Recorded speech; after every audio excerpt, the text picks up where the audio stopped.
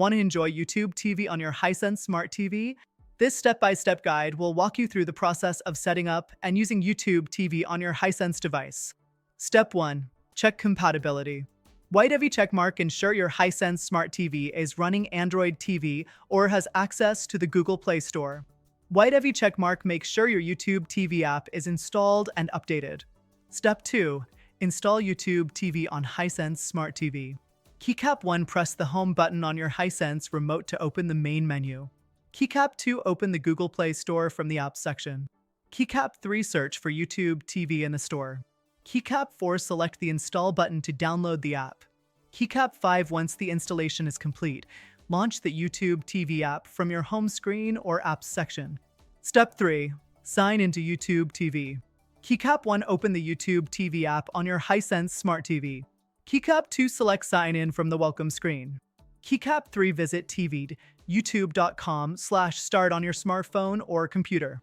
Keycap 4. Enter the activation code shown on your TV screen. Keycap 5. Log in using your Google account linked to YouTube TV. Step 4. Explore YouTube TV features. Now that you're set up, you can white heavy checkmark browse live channels and enjoy on-demand content. White heavy checkmark access DVR recordings to catch up on missed shows. White heavy checkmark use the search feature to find specific titles or shows. White heavy checkmark adjust video quality settings to match your internet speed for smooth streaming. Step 5. Troubleshooting and AMP optimization. Small blue diamond app not working? Restart the Hisense Smart TV or reinstall the app.